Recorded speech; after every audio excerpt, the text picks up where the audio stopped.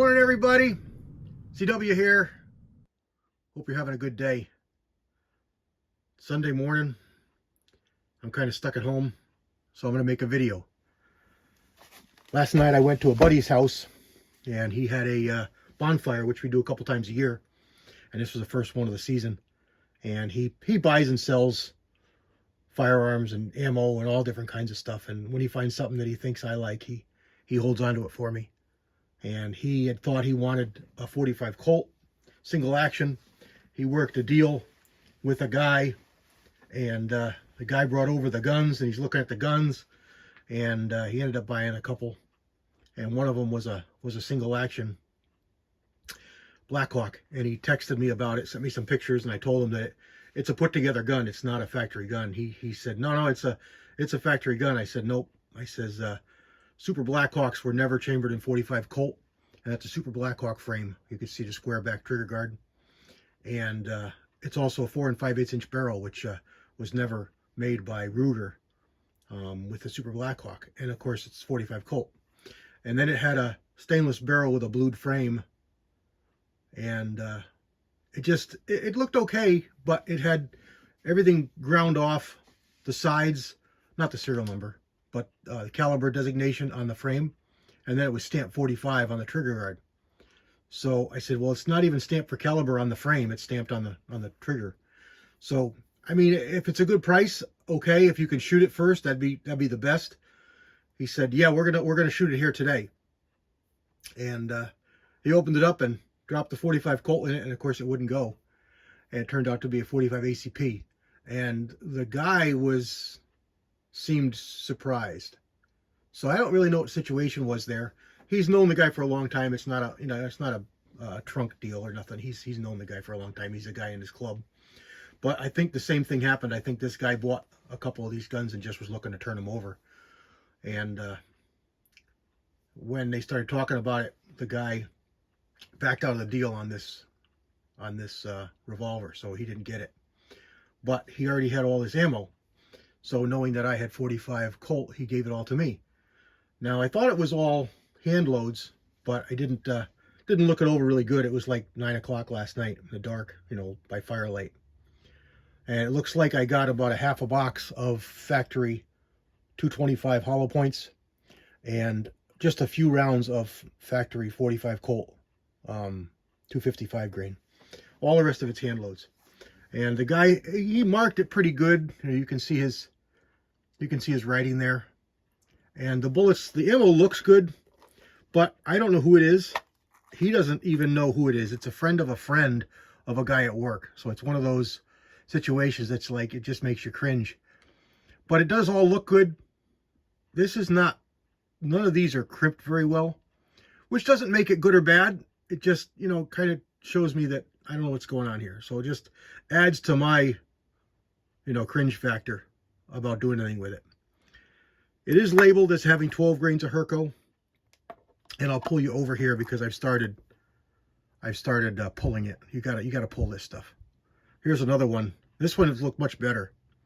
This was 3 pieces that were in this one that I pulled out because this is now all factory. And I'll show you that before the video is over here. But this is a better looking loaded round. But I don't know if I can pull these. So we're going to see what I find when I start pulling all these bullets for how good this guy was as of a loader, based on what he's got written here and based on what I can interpret just looking at the powders. Now that's not an exact science. It's just, your own experience with powders.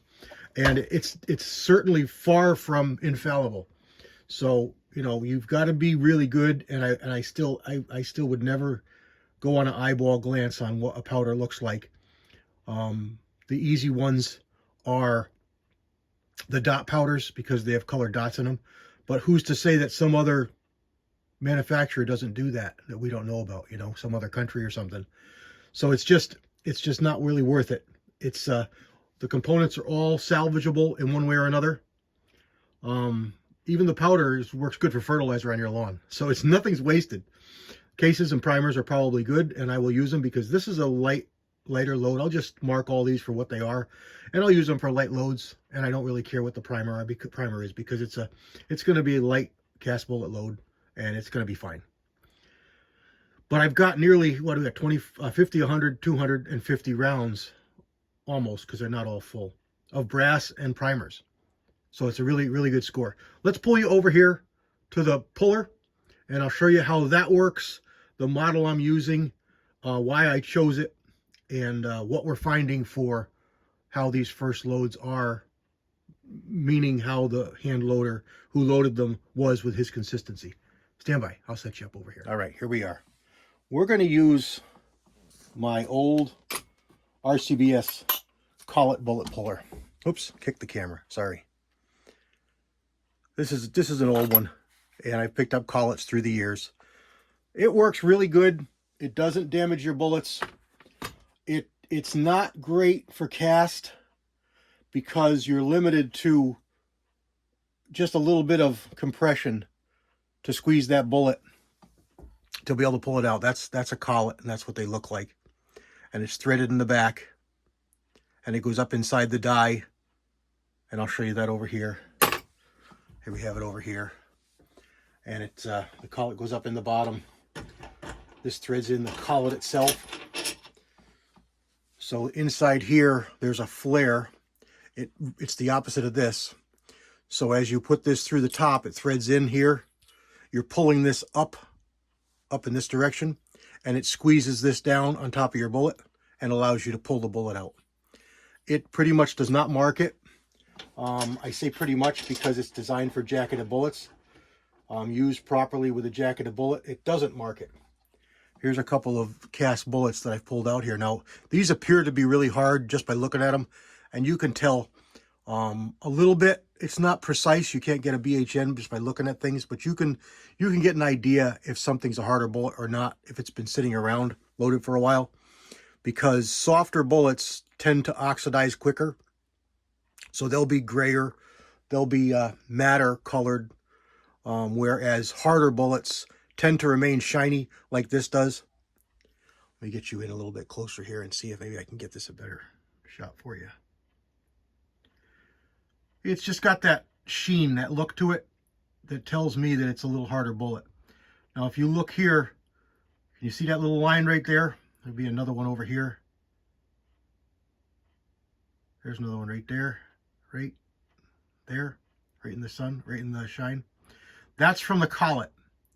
Now, I'd have to mic these to see, but these have retained their shape really well, and I'll bet you could reload these and use them. I'm just going to chuck them in my pot and melt them down. But you could probably reload these. These are really in nice shape, and they're all coming out about the same. I don't know who makes this bullet. I don't recognize the shape of it as an exact mold maker, but it's a good looking bullet. So I would say this one here, this particular time, you could probably reuse these, but I'm just going to melt them down, and I'll show you what we do here. So here's our bullet. It uses a regular shell holder and a regular press. Back it off. You want to push it up in there. Okay, you want to be sure it stops. Can you hear that? Bink, bink, bink. That's the end of the case. You want to make sure your case is not going up inside. It really shouldn't if you choose the right size collet, but sometimes it can, depending on what you've got. So you want to be sure you're not pinching the case. You're pinching the case and trying to pull it, you're going to have a heck of a time, and you're probably not going to get it out, or you're going to ruin the case and or the bullet. So go up in there, find that, and then you just take this and you tighten it. Now, that's stopped right there. Not really tightened down, but it's stopped. On a jacketed bullet, I'd probably just about go like that and pull it right out. No problem at all. On a cast bullet, I want to give it a little bit extra. And then you just lift your ram, and out comes the bullet. Back it off, and out it comes. And you'll be hard pressed to find marks on this one because it's such a hard bullet, as I said.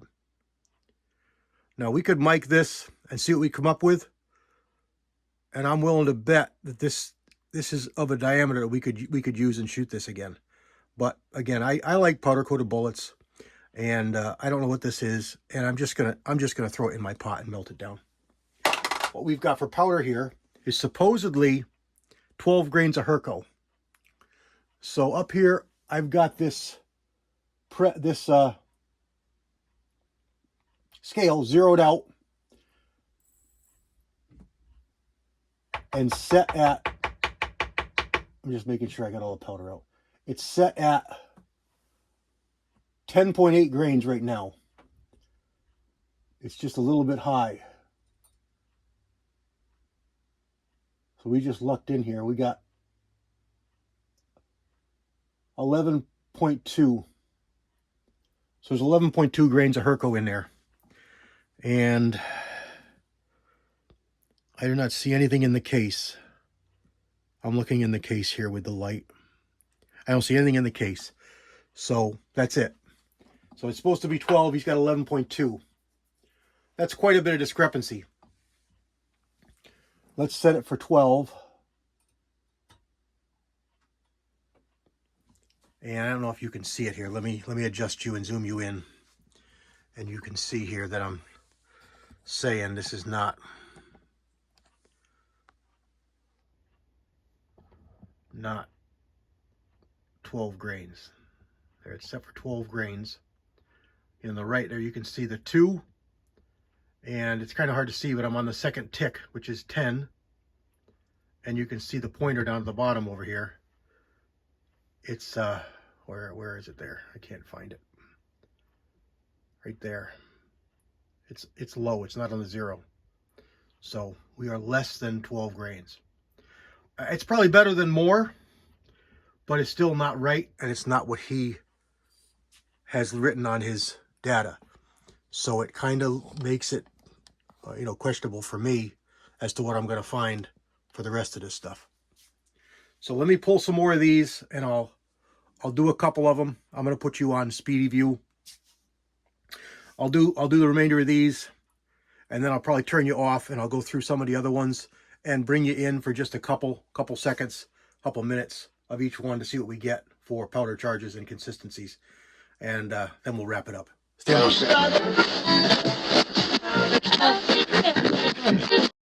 I'm bringing it out here because here's one that wouldn't pull.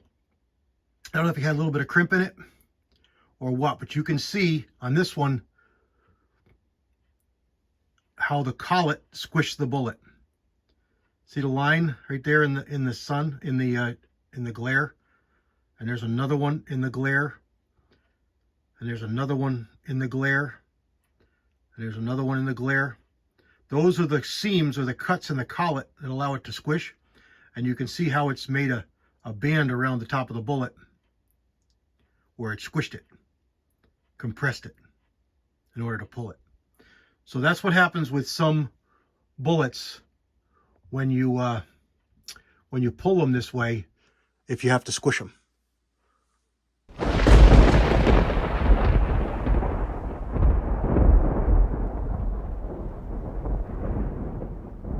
All right, we pulled all those, and he was actually pretty consistent, but he was right around 11 grains, 10.8 to 11 grains of Herco instead of 12. So probably safe to have shot, but you don't know. But it shows that he's not really exact with what he thinks he's doing. So it kind of casts everything in a bad light already. But we're going to go through and see what we get. I tried to pull this one. This is one of these 3 that were from the Federal box. I don't know what the bullet is, but it's more of a semi-wad cutter. And again, it did not work. I didn't expect it to, but I wanted to try it. But you can see here the marks. There's one. There's one, there's one, there's one, there's 4 of them. And all you can grab is that first driving band. And because it's crimped, I didn't expect it to come out, especially because I expected it to be a soft bullet, which is what it appears that it is. It appears to be a pretty soft bullet. See, I can mark it with my fingernail like that. I just put that mark in there just with my thumbnail. So that's a soft bullet. That's probably just above pure lead, if not pure lead. It might be a swaged bullet, which would put it at pure lead. So those ones there, I don't know exactly what we can do with them. I'll have to decide when I get to the rest of these bullets and make an educated decision. I've got a pretty strong 45 Colt. I could probably shoot them in and be okay. But do you really want to take that chance? You're almost better off just throwing them away. You just don't know. and it's not worth the damage to your firearm or the damage to you. That's the bigger thing. You know, how you could get hurt pretty bad if one of these was double charged or triple charged or quadruple charged with bullseye. You don't know what people do. Not even talking about maliciously being done, just not paying attention to what they're doing, or they shouldn't be reloading. You have no idea who this person was. It's just not worth the effort. It's not worth the effort. It's not worth the roll of the dice, the chance. It's just not worth the gamble. All right, let's get some others over here and start pulling. All right, this appears to be the same bullet that we just pulled out of those other cases. So I'm thinking this is going to pull okay. Let's do it real quick right here on camera and see what we get. Oh.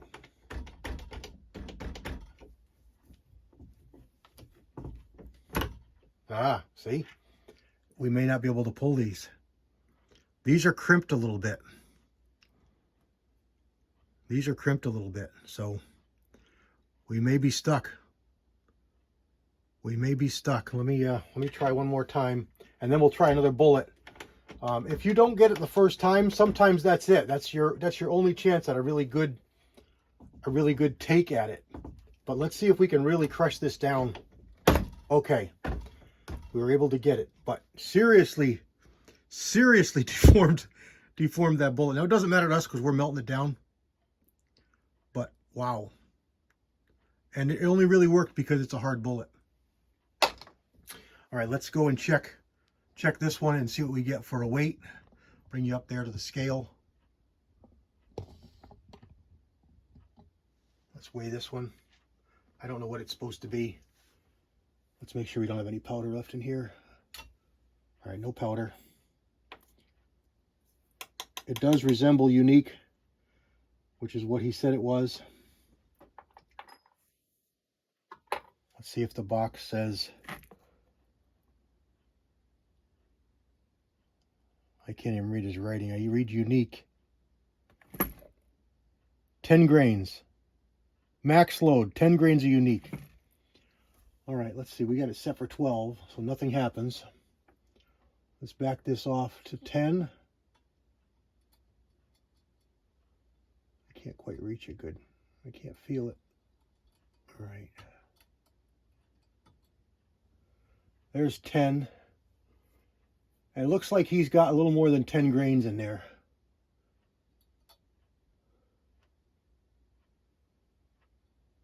But not much. There's 10.2. That's about dead on. And that's 10.2 grains. 10.2 grains of unique.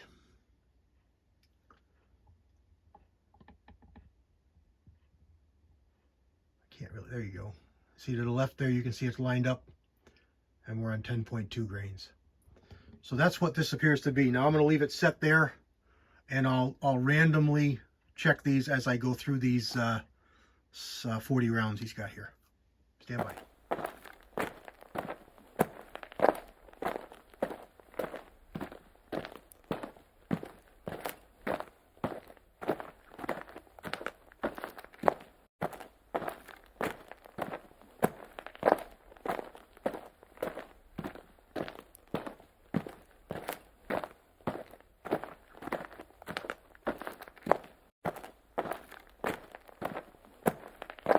All right, here's what we ended up with. We ended up with almost 150 primed cases and almost 100, about 40 factory loads and about 40 loads, hand loads, that I cannot pull. But based on what I've seen with the rest of his loads, I'm fairly confident that in this caliber it's going to be okay. I'll probably shoot him out of the rifle where it's really buku strong in case there's any kind of issue. But all the powders that I pulled and measured were within a few tenths of where they were supposed to be, and they all appeared to be what they were labeled to be. Herco, unique, look pretty close, but they don't look like a stick powder, and they don't look like a ball powder. So I'm fairly confident what they are. Enough enough to try a couple and see what I get. These are factory. These are factory Federal 225 hollow points and 255 Remingtons. So that's what we got. We did pretty good. We got a whole lot of powder. That's a lot of powder, but it's going to fertilize the lawn, and we don't have any worries about what the other gentleman may have loaded by mistake in his loads. So just a good point for you. If you do get reloads, don't be afraid of them. Just break them down. Just pull them apart. Save the components. We've got a whole box of lead here. I'm going to say a couple pounds that'll go right into the pot. And these are really nice for your pot because they've got lube on them, and it helps out fluxing. Makes a little bit of smoke. You got to make sure you're well ventilated, but you need to do that anyway. So there we go. Just a little reventure here with breaking down ammo. A little reminder on reloads that you don't know where they're from, who made them. It's always safe to just break them down. God bless everybody. CW out.